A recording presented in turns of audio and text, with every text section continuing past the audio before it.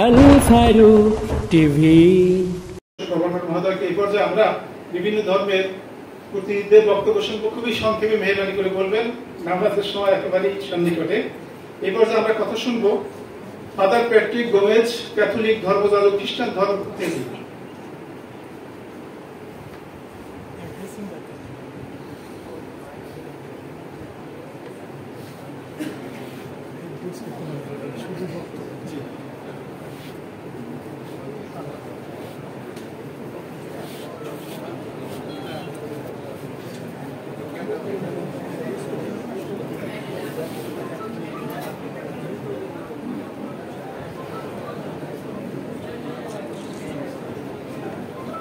বাংলাদেশে যখন খ্রিস্ট ধর্মীয়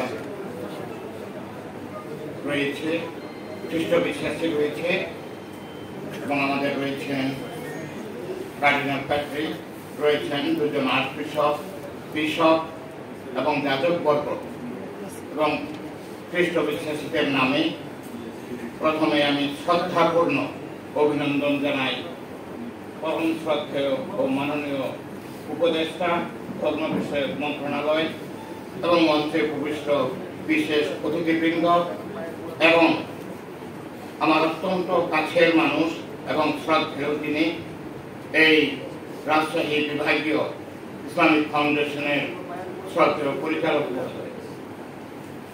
এবং সামনে আপনারা আছেন বিভিন্ন ধর্মীয় নেতৃবৃন্দ। একটা মাত্র সত্য যে পবিত্র বাইবেলে দেখি যিশু একদম সবাইকে তার ভালোবাসায় ডেকেছেন। যিশুর নিজের সম্প্রদায় এবং অন্যান্য সম্প্রদায়, ধনী দরিদ্র করগ্রাহক এমনকি পাপী তাপী সবাইকে তিনি তার ভালোবাসায় রেখেছিলেন। আর সেই আলোকে আমাদের যে ভাটিকানে 1963 থেকে 65 সাল পর্যন্ত একটা বড় সভা হয়েছিল, সেই সভায় অন্যান্য ধর্মের প্রতি ক্যাথলিক মন্ডলীর, ক্যাথলিক চার্চের দৃষ্টিভঙ্গি, এটা একটা ডকুমেন্ট। সেখানে বলা হয়েছে অন্যান্য ধর্মে যা কিছু সত্য, সুন্দর ও পবিত্র তা ক্যাথলিক চার্চ বর্জন করে না, অর্থাৎ গ্রহণ করে। শেষে আমি বলতে চাই যে পোপ দ্বিতীয় জন পল 1986 সালে আসিছি নগরে সব ধর্মের ধর্মীয় নেতৃবৃন্দদের নিয়ে প্রার্থনা করেছিলেন।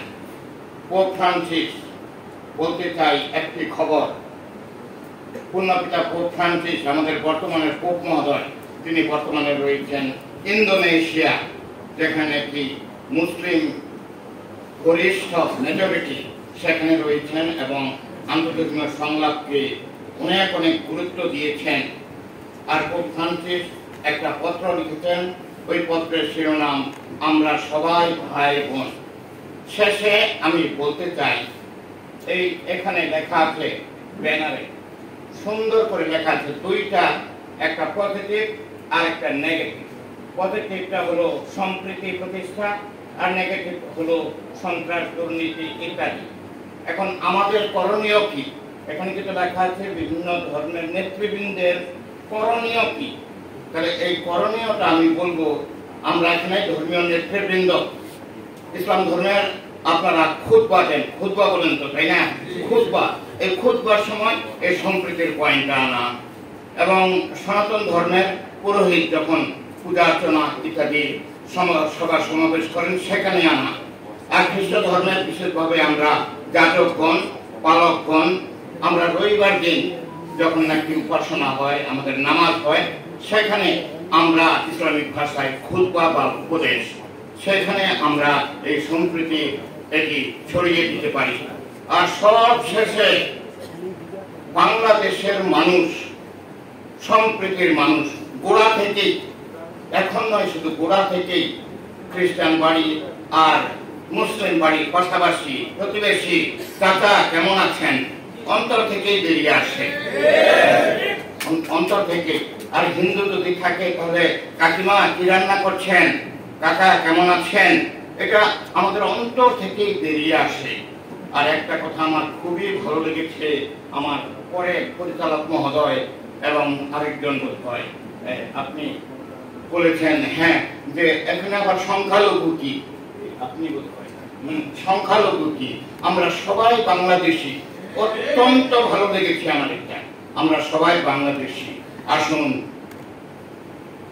আমাদের মাঝে উপস্থিত আছেন পরম শ্রদ্ধেয় ও মাননীয় উপদেষ্টা ধর্ম মন্ত্রণালয়, তার উপস্থিতি আমাদের জন্য একটা আশীর্বাদ, একটা তৌফিক আল্লাহর কাছ থেকে। আমরা আমার জন্য প্রার্থনা করি, বর্তমান সরকারের জন্য প্রার্থনা করি, আমাদের জন্য প্রার্থনা করি, বাংলাদেশ হয়ে উঠুক একটি সম্প্রীতির দেশ বিশ্বের কাছে। আপনাদের অনেক অনেক ধন্যবাদ, নমস্কার, আদাব।